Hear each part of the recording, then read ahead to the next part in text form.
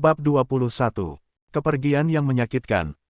Semakin banyak prajurit kerajaan Aru yang ikut menyerang, membuat para raksasa itu semakin kesulitan. Mereka harus menghindari jeratan tali dadung di kaki mereka, ditambah anak panah yang melesat tiada habisnya mengincar mata membuat mereka semakin terdesak. Satu raksasa tumbang terjerat tali dadung di kakinya, tali itu ditarik oleh 10 orang prajurit untuk dapat menjatuhkan satu raksasa. Dia menjerit ketika satu anak panah menancap tepat di salah satu matanya, kemudian 10 prajurit lain sudah siap melompat menghunuskan pedang pada dada, wajah, dan leher hingga raksasa tersebut tergeletak lemas tidak bergerak lagi. Setelah melewati banyak anak tangga, Galuwardana sampai di gapura tahap kedua candi. Terdapat sekitar 2000 raksasa di undak kedua tersebut, dengan cepat Galuh terbang menuju penjaga gapura, ada sekitar 50 raksasa di depan yang berjaga. Melihat ada seorang pemuda yang melesat ke arahnya, mereka pun langsung bersiaga dengan senjata gada berduri digenggam erat. Tanpa bicara, Galuwardana langsung menyerang 5 raksasa di depannya. Secara bersamaan kelima raksasa itu mengayunkan gada mereka ke arah Galuwardana, menggunakan ajian gelap ngampar, Galuh membunuh mereka dalam sekali serang. Gada mereka hancur seketika menjadi serpihan kecil bersama tubuh para raksasa itu hangus bagai tersambar petir. Semua teman kelima raksasa terkejut bukan buatan, tiada satupun di antara mereka yang berani maju menyerang Galuwardana. Belum selesai dengan rasa terkejutnya, 1000 raksasa lain menyerang mereka tanpa alasan, mereka adalah pasukan Rowo bersaudara. 45 raksasa penjaga gapura tersisa mati tanpa perlawanan yang berarti, Galuh dan pasukan Rowo bersaudara segera masuk ke dalam undak kedua candi. Ada serangan, cepat laporkan pada pemimpin Junggala. Para raksasa di sana panik mendapat serangan dadakan. Dengan cepat mereka membuat formasi bertahan, pertarungan sengit seketika terjadi di undak kedua candi tersebut. Rowo bersaudara masing-masing menghadapi 5 raksasa, cukup sulit bagi mereka karena tingkat kanuragan mereka yang tidak terpaut jauh. Rowo Ireng berhasil membabat kepala salah satu raksasa yang menjadi lawannya menggunakan gada berduri, kepala raksasa itu langsung hancur seketika. 2 gada meluncur cepat ke arah punggung Rowo Ireng, dengan sigap dia membalikan badannya menahan 2 gada itu dengan gada miliknya. Namun, 1 gada dari arah samping berhasil mengenai pinggang membuat dia tersungkur sejauh 2 depa. Darah mengucur dari sudut bibir Rowo Ireng, dia bangkit kembali memegang pinggang yang terasa sakit, satu lagi raksasa menyerangnya dari atas berniat menghantam kepala Rowo Ireng. Namun dia dapat menyadari serangan itu, dengan berkelit mundur selangkah ke belakang kepalanya dapat dia selamatkan. Tidak menunda kesempatan Rowo Ireng segera menyerang raksasa tadi dengan sikutnya dan tepat mengenai dagu lawan, raksasa yang menjadi lawannya terpelanting beberapa langkah sebelum serangan susulan menghantam dadanya hingga jatuh terlentang di tanah dan mati seketika. Tidak jauh dari Rowo Ireng, Rowo Suluk tengah kesulitan melawan 4 raksasa, sudah terdapat cukup banyak luka di tubuhnya setelah berhasil membunuh 1 raksasa. Dengan susah payah bertahan untuk berdiri, tangannya kuat memegang gada berduri. Semangat Rowo Suluk tidak pudar walau dirinya tidak yakin dapat selamat. Menyerahlah Suluk, biarkan kami menangkap dan membawamu kepada pemimpin Junggala, kau sudah berkhianat menyerang bangsamu sendiri. Mungkin pemimpin Junggala akan menghukummu sama seperti ayahmu dulu. Hahaha. Melihat Rowo Suluk sudah diambang batas, 4 raksasa lawannya mencoba memprovokasi. Menyerah. Haha, jangan mimpi, mati di sini atau di tangan Junggala sama saja, jika aku mati di sini setidaknya aku dapat membawa kalian mati bersamaku. Rowo Suluk tersenyum mengatakan itu seakan kematian bukanlah sesuatu yang buruk, setidaknya itu bayaran pantas asalkan Junggala dapat mati oleh Galuwardana. Kurang ajar, dengan senang hati aku akan membunuhmu di sini, ayo serang. 4 raksasa itu melesat maju menyerang Rowo Suluk. Dengan mengeraskan rahangnya Rowo Suluk berusaha menahan setiap serangan ke arahnya, sesekali dia balik menyerang walau tidak memberikan luka berarti pada mereka. Rowo Suluk ini benar-benar sudah diambang batas kekuatan tubuhnya, mengumpulkan sisa tenaga dalamnya kemudian disalurkan pada tangan kanan yang memegang kuat gada berduri, dirinya maju tanpa menghiraukan luka tubuh yang bertambah parah. Gada sapuan jagat, jurus terkuat dia keluarkan menyapu musuh di depannya. Serangan itu menjadi serangan terakhir Rowo Suluk menggunakan semua sisa tenaga dalamnya, gada berduri berputar-putar bersama tubuhnya menyerupai angin puting beliung. Mendapat serangan tingkat tinggi keempat raksasa yang menjadi lawannya tidak tinggal diam, dengan kekuatan penuh mereka siaga menahan serangan Suluk yang begitu dahsyat. Namun, sangat disayangkan mereka sedikit terlambat mengeluarkan ajian terkuatnya masing-masing. Kini serangan Rowo Suluk terus melaju menembus pertahanan dan menghantam tubuh mereka dengan telak. Ledakan besar pun terjadi dari pertemuan serangan Rowo Suluk bersama 4 raksasa lawannya. Tanah sedikit bergetar dan asap hitam mengepul di pusat serangan itu. Rowo Ireng yang tidak jauh dari sana tersentak kaget. Suluk. Keras dia berteriak memanggil adiknya. 3 lawan Rowo Ireng kini sudah tergeletak tak bernyawa terkena ajian terkuat milik Rowo Ireng. Khawatir dengan keadaan Rowo Suluk, Rowo Ireng dengan cepat mengakhiri pertarungan menggunakan ajian terkuatnya. Setelah selesai mengalahkan lawannya, Rowo Ireng melesat ke tempat Rowo Suluk. Saat asap hitam menghilang terbawa angin terlihat 5 tubuh terbaring tidak bergerak. Kondisi keempatnya sangat buruk dengan tubuh hitam terbakar. Rowo Ireng dengan cepat melesat mendekati tubuh Rowo Suluk yang kini tidak bergerak. Kondisi Rowo Suluk juga tidak bisa dikatakan baik, darah mengucur dari bibirnya. Sebagian besar organ dalamnya kini tengah hancur, namun tetap dia masih dapat mempertahankan kesadarannya walau tidak dapat bergerak. Melihat Rowo Ireng kini duduk di sampingnya, Rowo Suluk pun tersenyum lebar. "Kakang, aku bahagia dapat berjuang bersamamu bersama Tuan Pendekar Muda untuk menyelamatkan alam lembut." Dengan susah payah dia berbicara. "Tidak adik, kau akan terus berjuang bersama kami, bertahanlah." Rowo Ireng berkata lirih melihat kondisi adiknya. "Kakang, aku percaya Tuan Pendekar Muda adalah manusia yang baik, berjuanglah terus di sisinya sampai akhir." Itu adalah kata terakhir yang Rowo Ireng dengar sebelum Rowo Suluk menghembuskan napas penghabisan. Kedua tangan Rowo Ireng mengepal kuat memegang gada menyaksikan adiknya mati.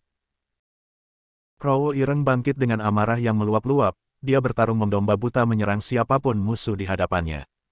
2 raksasa baru saja mati terkena ajian, Batara Karang, miliknya, seperti kesetanan Rowo Ireng mengamuk tak terbendung.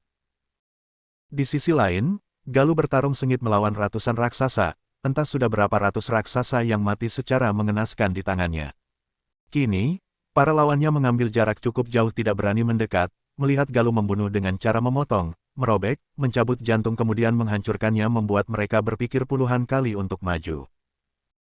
Ada juga beberapa di antara mereka yang mati dengan kepala hancur, tubuh gosong atau dada terpotong menjadi 2. Yang lebih mengerikan, ketika beberapa di antara mereka mati dengan tubuh hancur menjadi serpihan daging terkena pukulan Galuh Wardana.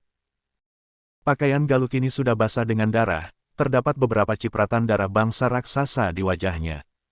Namun, bukan merasa jijik dengan semua itu, malah dengan sengaja dia menjilat darah yang berada di dekat bibirnya sebelum akhirnya dia tersenyum lebar. Melihat semua itu para raksasa yang menjadi lawan Galuh Wardana tidak kuasa lagi mempertahankan mentalnya, mereka berusaha menjauh menjaga jarak dengan pendekar gila tersebut. Bab 22. Bantai. Rowo Kendil dan Rowo Abang masing-masing sudah membunuh 4 raksasa pengikut Junggala, mereka bertarung secara berdampingan saling membantu. Setelah berhasil membunuh 2 raksasa tersisa, Rowo Kendil dan Rowo Abang melesat menuju tempat Rowo Bargo yang kini sedang menghadapi 3 raksasa. Terlihat Rowo Bargo tengah kesulitan menghadapi lawannya, mendapat bantuan dari kedua saudaranya Rowo Bargo tersenyum bahagia. Semangatnya kembali berkobar, dengan menggunakan ajian, Gada Sapuan Jagat, secara bersamaan mereka berhasil membunuh lawannya dalam waktu singkat.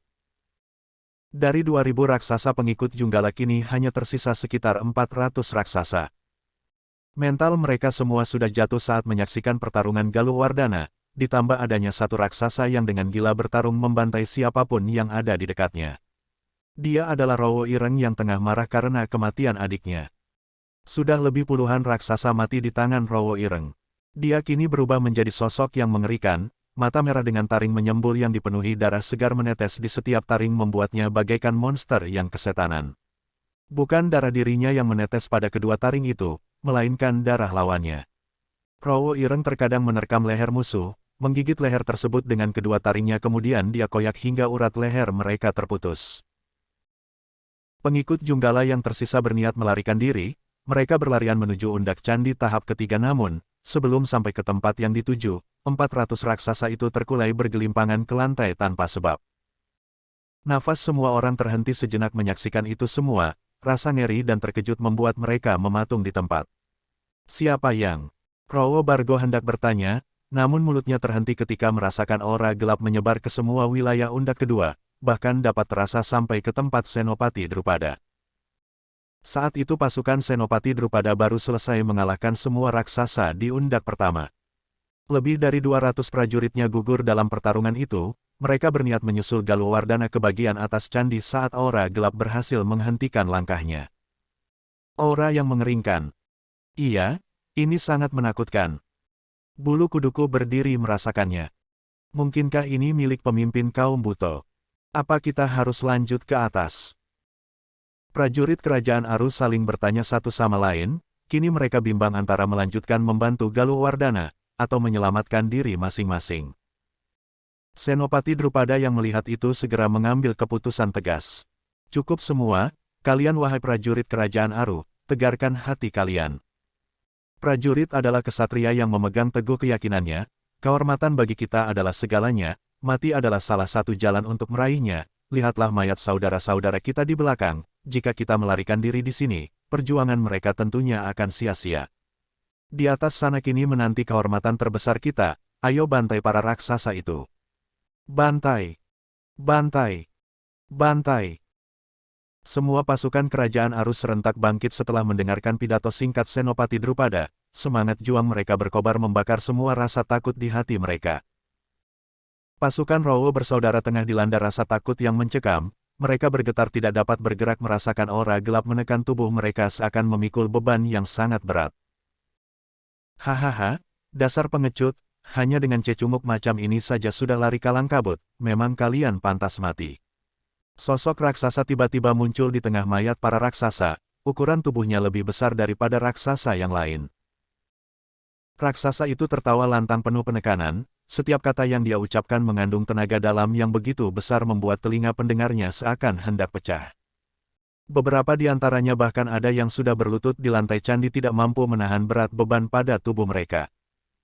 Junggala, gumam Rowo Ireng, dia melirik ke kiri dan ke kanan mencari keberadaan Galuwardana, namun entah kemana pendekar muda itu tidak dapat dia temukan. Sosok Junggala berwujud manusia mirip kera bertubuh besar dan kekar dengan warna kulit hitam kemerahan. Tubuhnya ditutupi rambut lebat yang tumbuh di sekujur tubuh, memiliki taring dan mata berwarna merah. Tingginya sekitar 6 depa lebih besar dari kaum buto pada umumnya. Junggala memandang rendah kepada setiap musuh di hadapannya. Hahaha, berani sekali kalian berkhianat kepadaku Rowo Ireng. Makhluk rendahan seperti kalian memang tidak layak hidup di lingkunganku. Hahaha, bodoh. Jangankan ribuan makhluk seperti kalian, seluruh isi alam lelembut pun kau bawa ke sini tidak akan ada yang mampu melawanku. Suara Junggala menggelegar membuat semua pasukan Rowo Ireng menelan ludah mereka sendiri, tiada jalan keluar di hadapan Junggala. Harapan terakhir mereka hanya pada Galuwardana, namun entah kemana pemuda itu tidak dapat mereka temukan. Ceramah yang bagus untuk ukuran kera besar, apa kau sudah selesai? Terdengar suara seorang pemuda dari atas gapura candi. Junggala terkejut bukan buatan di mana dia tidak dapat merasakan hawa keberadaan makhluk tersebut. Satu alisnya terangkat ke atas menegaskan penglihatan tidak percaya. Kenapa masih terdapat manusia di tempat ini? Apakah dia cucu Kedasi? Tidak mungkin. Setahuku si Kedasi tidak punya pasangan. Banyak sekali pertanyaan dalam kepala Junggala, memang selama ini dia tidak pernah mengetahui tentang keberadaan Galuwardana di alam lelembut. Tiada satupun bangsa buto yang tahu selain Rowo bersaudara, memang semua kaum buto terikat perjanjian dengan mendiang Kedasi. Mereka tidak diperbolehkan masuk ke kedalaman hutan larangan tanpa seizinnya, di antara semua kaum buto hanya Rowo bersaudaralah yang dapat bebas menemui mendiang Kedasi. Kenapa sekarang kau diam kera besar? Apa sesumbarmu sudah habis? Galuh kembali berkata, tidak ada ketakutan sedikitpun di hatinya melihat sosok Junggala. Setan alas, bocah cunguk dari mana kau? Junggala semakin murka mendapat ejekan dari seorang manusia. Aura kegelapan yang dia keluarkan semakin pekat membuat semua raksasa yang ada di sana semakin sulit untuk berdiri. Banyak dari mereka kini terlihat tengah mengalirkan darah dari telinga dan sudut mata mereka. Aura gelap yang mampu menekan para raksasa itu tidak sedikit pun berpengaruh pada Galuwardana. Dia masih terlihat santai duduk di atas atap gapura candi membuat Junggala memasang sikap waspada. Tidak mungkin. Bocah manusia itu kenapa tidak terpengaruh dengan aura kegelapan? Junggala mengumpat heran dalam hati. Bagaimana tidak, Kaum raksasa yang berukuran tubuh besar saja dengan tingkat kanuragan di atas bangsa lelembut lain akan tertekan setengah mati oleh aura kegelapan. Galuh Wardana beranjak berdiri kemudian menghilang dari pandangan Junggala, dan muncul kembali di sisi Rowo Ireng. Kejadian itu sontak membuat pemimpin kaum raksasa tersebut tersentak kaget. Rowo Ireng dan para pasukannya kini tengah tersiksa efek tekanan aura kegelapan Junggala, semua terlihat dalam posisi berlutut berusaha menahan beban berat di tubuh mereka. Galuh yang saat ini berada di sisi Rowo Ireng berkata pelan sedikit berbisik. Sudah cukup kalian berjuang, mundurlah. Namun suara pelan tersebut entah kenapa dapat didengar oleh semua pasukan kaum buto, dengan sedikit menarik nafas Galuh menghentakkan kaki kanannya ke lantai. Dari bawah kaki Galuh seketika muncul cahaya hijau menyebar ke semua penjuru. Cahaya itu menyeruak dengan cepat menelan aura kegelapan milik Junggala, membebaskan semua pasukan buto beserta Rowo bersaudara. Tanpa bertanya pasukan Rowo bersaudara segera mundur menjauh dari Galuh Wardana, seakan mengerti mereka memberi ruang untuk pemuda itu leluasa bertarung melawan Junggala. Ada rasa terkejut, takut, takjub dan kagum di hati mereka mengenai sosok Galuh Wardana. Sebelumnya mereka mengenal sosok Kedasih yang memiliki kesaktian luar biasa. Sulit untuk percaya makhluk kecil seperti manusia dapat kuat seperti Kedasih. Kini di hadapan mereka ada lagi satu sosok manusia dengan kekuatan yang jauh di luar nalar. Bersambung.